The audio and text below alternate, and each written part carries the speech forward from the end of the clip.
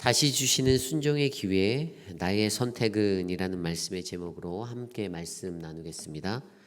다시 주시는 순종의 기회, 나의 선택은. 여러분은 인생 중에서 불순종을 해보신 경험이 있습니까?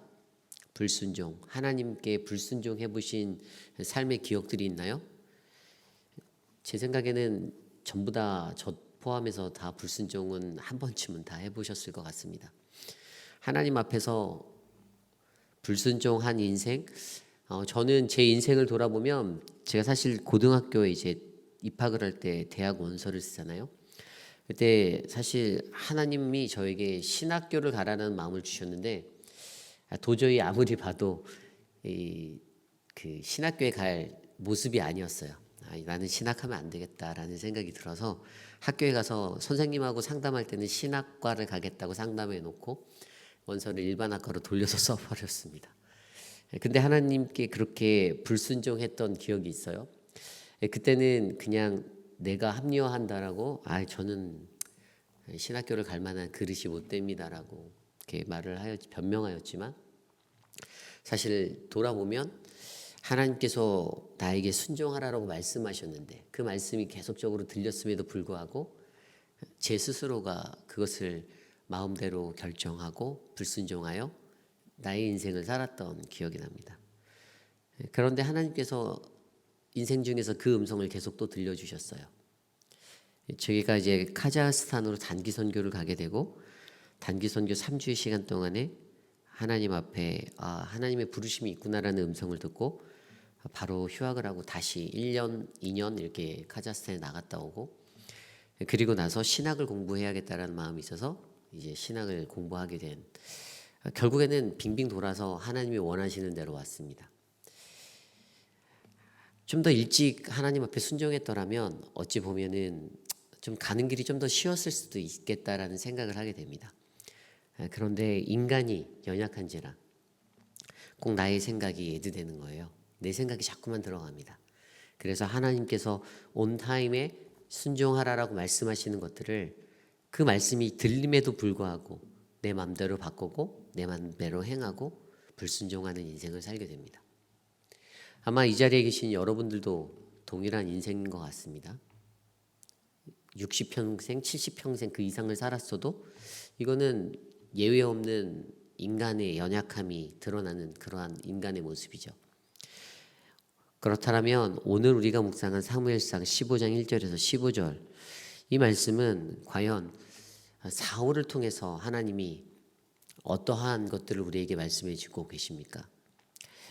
가장 중요한 것은 하나님께서 연약한 우리들에게 순종할 기회를 다시 주신다는 사실입니다.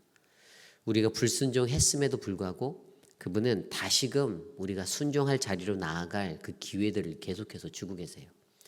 끊이지 않고 하나님의 말씀이 우리에게 들려집니다. 그 말씀에는 순종해라, 순종해라. 내가 나의 명령대로 너의 인생을 살아라. 말씀하고 계십니다. 그런데 과연 그때 저와 여러분 우리들의 선택은 무엇입니까?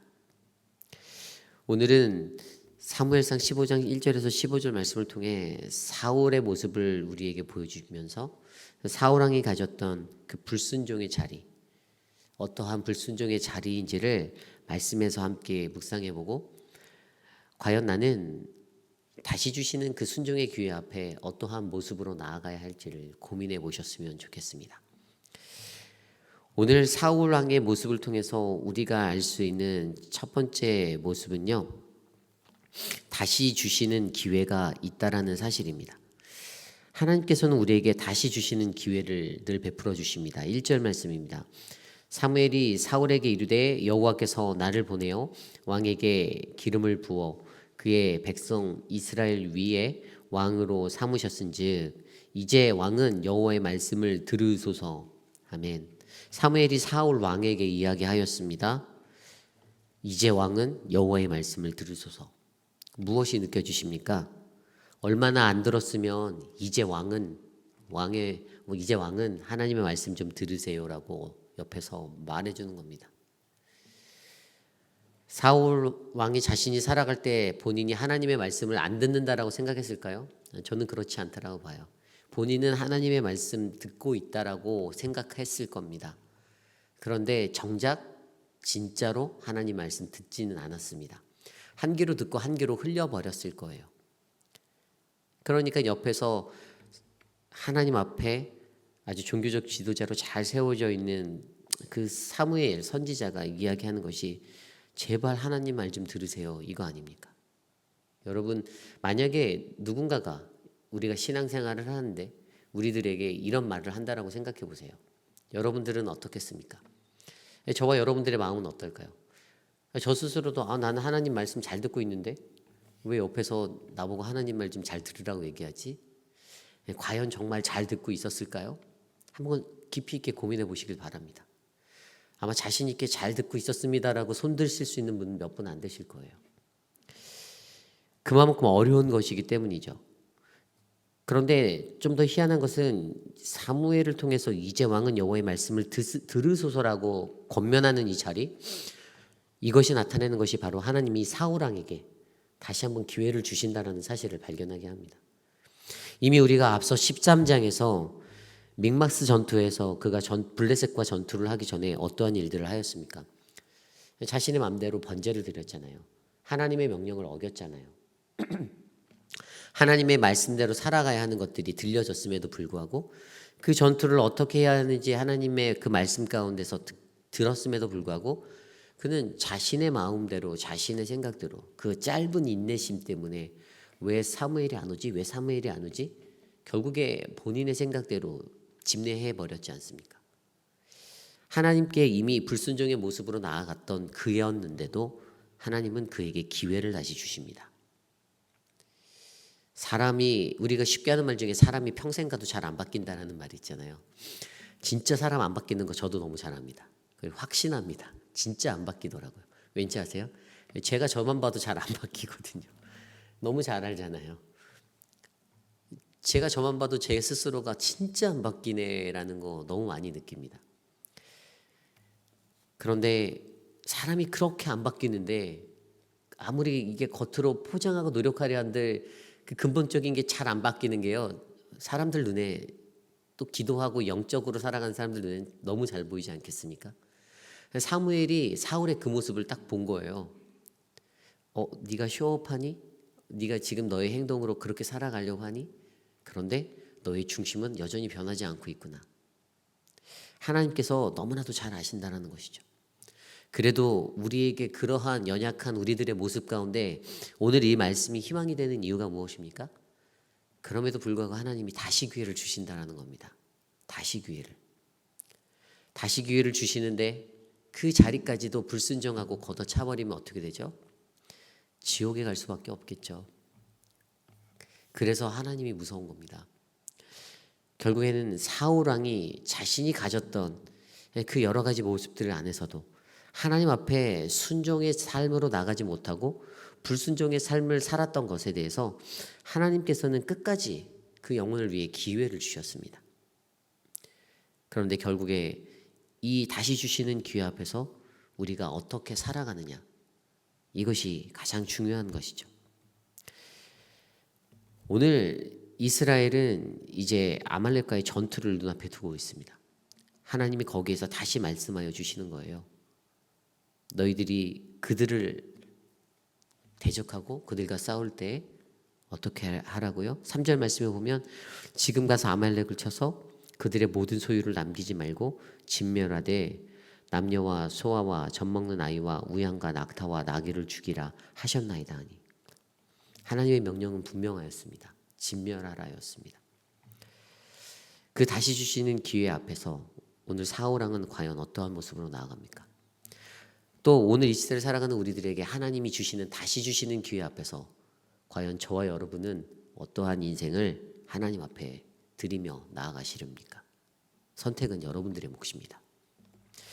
오늘 두 번째로 다시 주시는 순종의 기회, 나의 선택은 오늘 사울 왕을 통해 우리에게 보여주시는 것은 진멸해야 한다라는 모습입니다. 진멸하라.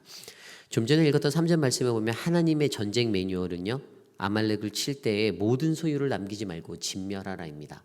진멸하라. 그냥 단어적인 그 뜻만 생각해봐도 진멸, 모든 것들을 다 없애버리는 것이구나 우리가 이해할 수 있죠. 근데 그리스도인으로서 살아갈 때 어떤 지금 눈앞에 놓여져 있는 건 전쟁이잖아요. 이 상황은요. 전쟁하면서 진멸은 누군가를 죽여야 하고 누군가를 무너뜨려야 하고 학대해야 하고 빼앗아야 하는 그런 것들로 우리가 이해할 수가 있어요. 그런데 이것들을 신앙적인 측면으로 돌려서 한번 생각해 볼까요? 그냥 전쟁이라는 상태를 보지 말고요. 그냥 영적인 상태로 이것을 진멸에 대해서 한번 생각해 봅시다. 하나님께서 과연 무엇을 진멸하라고 하신 걸까요? 아말렉 족속은요, 이스라엘의 길목길목마다 출애굽하여 광야를 거닐 때에도 늘 그들에게 가시와 같은 존재였습니다. 블레셋 외에 이방의 많은 족속들과 함께 가나안을 향해 나아가는 이스라엘을 괴롭혔던 존재들이에요. 그런데 그러한 존재들이 출애굽기 17장에서도 그들 우리가 아는 이야기 있잖아요. 이들과 싸웠던 가장 우리 기억에 남는 이야기. 모세가 산에 올라가서 이제 손을 들면 전쟁에서 이기고 아론과 훌이 옆에서 잡아주고 그때 싸웠던 대상이 바로 그 족속이에요. 그렇게 그들과 끊이지 않는 전쟁, 괴롭힘 이런 것들이 있었던 사람들입니다. 그래서 하나님께서는 분명히 그들에게 민수기 말씀에서 너희들이 심판받을 거다라고 말씀해 주셨어요. 아말렉 족속의 운명은 이미 하나님의 손에서 결정되어져 있었습니다. 그리고 오늘 아말렉과 대치하고 있는 이스라엘에게 그들을 진멸하라고 말씀해 주셨어요. 그런데 그 과정에서 그가 어떻게 나갑니까? 이 진멸이라는 것은 아까 말씀드린 대로 어떤 것을 다 멸하는 것인데 영적인 것으로 이것을 해석해 보면 사실은 하나님을 온전히 섬길 수 없는 것들, 하나님께 영광 돌리지 못하는 것들을 우리의 삶 속에서 제거해 버리는 것을 말하는 거예요. 그냥 이방의 민족들을 없애버리고 내 살 길을 평탄하게 하는 그것의 목적이 아니라 사실 하나님께서 사무엘을 통해서 사울에게 주셨던 마음은 내가 하나님의 나라를 다스리는 첫 번째 초대 왕인데 내가 너의 정치를 할 때 네가 이 민족을 이끌 때 하나님께 영광 돌릴 수 없겠다라는 너의 마음의 생각들 내 모든 것들 다 깨끗하게 제하여 버려라 이것을 요구하시는 거예요. 그런데 그의 마음속에서 그가 그렇게 행하지 못하였죠. 외적으로 전쟁의 상황에서도 아말렉의 아주 기름진 어떤 소와 어떤 양이나 이런 가축들 남겨버리고 하나님이 주신 매뉴얼대로 그것들을 다 진멸하여 없애지 못하고 자신이 취하였고 가지고 왔습니다. 남겨놓았던 것이죠. 그것에 대한 유혹과 그것에 대한 탐심이 여전히 남아서 하나님의 말씀이 온전히 내 삶 가운데 진행되지 못하고 행동되어지지 못하는 인생이 되었던 것. 오늘 이것에 대해서 지적해 주시는 겁니다. 하나님께서도 오늘 이 시간에 저와 여러분께 진멸하라라고 말씀하십니다. 나를 회방하는 것들. 여러분 예전에 제가 그 권사님들하고 우리 교회 아니고요. 권사님들하고 소풍을 가잖아요. 제 전도사 때 봤는데 막 이제 목사님 계시고 할 때는 저희가 막 찬양 부르고 막 그래요. 그런데 이제 목사님 딱 가시면 이제 어떻게 될까요? 갑자기 이제 세상 노래 풍악을 울려라 이러시고 막 덩실덩실 춤을 추시는 모습을 제 예전에 경험한 적이 있어요. 그때 전도사였는데 그거 딱 보면서 무슨 생각이 들었냐면요. 야, 하나님이 정말 기뻐하실까? 물론 그럴 수 있습니다. 그 춤추는 게 잘못됐다는 게 아니에요. 풍악을 울리고 춤추실 수 있죠. 그럴 수 있어요. 근데 참 하나님의 이름으로 모여서 하나님 앞에 예배드리고 정말 신령하게 막 율동하고 막 그렇게 했다가 되게 목사님만 딱 사라지니까 이게 태도와 삶이 싹 바뀌는지 저도 놀랐습니다. 근데 그 모습을 보면서 저도 무슨 생각이 들었냐면 나도 그렇잖아 이런 생각이 드는 거예요. 하나님 앞에서는 거룩한 척을 하다가도 나 홀로 있는 시간에 나 혼자 있는 시간에 집에 돌아가서 어떻습니까? 나도 테레비 틀고 나도 똑같이 그렇게 살더라고요. 이게 인간의 모습이에요. 그러한 우리들에게 하나님이 말씀합니다. 진멸하라. 나의 삶의 모습들을 처음부터 끝까지 동일하게 끌고 가야 한다는 거예요. 이랬다가 저랬다가 왔다 갔다 하는 인간의 모습을 너무나도 잘 알기에 그러면 하나님을 섬기고 하나님을 예배하는 것에 방해가 된다라는 것입니다. 그러기에 하나님이 진멸하라고 말씀하셨어요. 그런데 사울이 그것을 지키지 못합니다. 그가 어떤 민족을 쳐서 그냥 다 없애버리는 어떤 살생의 문제, 그런 문제들이 아니에요. 자신의 삶 속에 남아있는 영적인 문제들, 내 삶의 진멸에 대해서 그가 놓쳐버린 것입니다. 하나님은 그것이 너무나도 안타까웠던 것이죠. 오늘 저와 여러분 우리의 삶 속에서는 하나님을 온전히 예배하기 위한 온전한 진멸, 그 진멸이 일어나기를 간절히 소망합니다. 다시 주시는 순종의 기회에 나의 선택은 무엇인가? 사울을 통하여서 보여주시는 세 번째 모습은요, 하나님을 대신하는 나 자신이 우리 안에 있음을 조심하라는 것입니다. 오늘 말씀 12절 말씀에 이렇게 기록되어져 있습니다. 사무엘이 사울을 만나려고 아침에 일찍 일어났더니 어떤 사람이 사무엘에게 말하여 이르되 사울이 갈멜에 이르러 자기를 위하여 기념비를 세우고 발길을 돌려 길갈로 내려갔다 하는지라. 다른 사람의 증언입니다. 그 사람의 눈에는 사울 왕의 모습이 이렇게 보였어요. 자기 자신을 드러내려 하는 사람, 하나님의 영광은 온데간데 없이 자신의 기념비를 세우고 나를 나타내려고 했던 것. 사람이 어떤 전쟁에서 승리한 후에 기념비를 세우는 것은 자신의 공로, 자신의 업적을 드러내기 위함입니다. 내가 이러한 힘을 가졌던 왕이었어 라는 그러한 과시입니다. 그런데 그 과시가 오늘 사울 왕에서 드러나고 있습니다. 하나님의 영광이 드러나야 되고 하나님께 감사하고 하나님께 영광 돌리는 그 순간이 되어야 하는데, 오늘 사울 왕은 자신의 기념비를 세웠다라고 합니다. 이제 드디어 자신의 본 모습이 나타난 거예요. 이 모습 속에서 우리들은 무엇을 바라봅니까? 우리도 하나님의 일 감당한다고 할 때 하나님을 위한 가장을 하고 사기치고 거짓말할 때 너무나도 많지 않습니까? 조심스레 나의 양심적인 모습을 들여다보십시오. 나는 진짜 하나님 앞에 정말 요만큼의 그것도 없이, 나의 드러남은 하나도 없이 하나님의 영광만을 위하여 오직 내가 살아왔었는가? 그 답은 여러분들만이 잘 아실 것입니다. 하나님의 영광을 위하여 내가 헌신하였는가? 여러분, 어떠한 일들을 교회에서 이렇게 공동체 안에서 감당할 때 주의 일을 한다라고 그것들을 감당하지만 그것이 만약 0.1%라도 내 영광이 되는 순간 하나님은 그것을 굉장히 싫어하십니다. 이것을 기억하셔야 해요. 정말 무수한 수고를 하고 무수한 땀을 흘리고 무수한 열정으로 나아갔다 하더라도 거기에 단 한 점 1획이라도 하나님의 영광이 아닌 내 영광이 있을 때 하나님은 그것을 미워하십니다. 우리가 이것을 두려워해야 합니다. 그렇기 때문에 단 하나도, 사실 이 진리 앞에서요, 그것들을 포기하게 될 때 마음은 더 편해요. 어차피 내 영광 아니고 하나님의 영광이면 그래, 하나님 위해서만 열심히 살자라고 하면 어떤 일을 하든 즐겁게 감사하게 할 수 있습니다. 다른 사람이 나보다 좀 뛰어나게 일해도 축복해주고 박수 쳐줄 수 있습니다. 그 원리가 있어요. 그런데 자꾸만 알게 모르게 내가 담겨져 있습니다. 아주 오묘하게 그것이 담겨져서 드러나게 돼요. 그럴 때마다 하나님이 어떻게 생각하십니까? 하나님이 우리를 보시면서 안타까워하시고 계십니다. 오늘 사울 왕도 그러한 모습으로 살았습니다. 자신의 기념비를 세웠습니다. 후대 사람들이 자기를 기억해 주기 원했습니다. 근데 하나님 앞에서 살아갈 때요, 기념비 세우지 않아도요, 하나님 앞에 신실하게 살다 보면요, 조용히 묵묵하게 저 자리에서 기도하고 있는 그 한 사람은 후세에 길이길이 기억됩니다. 어떤 권사님이 계셨는데, 소천하신 어떤 권사님이 계셨는데 그분이 늘 하나님 앞에 기도하셨던 분이야. 아무 말도 없으셨던 그분, 사람들은 길이길이 기억합니다. 아무리 요란하게 떠들고 요란하게 무엇을 한다고 해서 그 사람을 기억하는 것이 아니죠. 하나님은 그러한 하나님이심을 우리가 기억해야 합니다. 결국에 이것이 무엇입니까? 오늘 말씀을 보면 자기를 위하여서 살았던 사람이라는 사실이에요.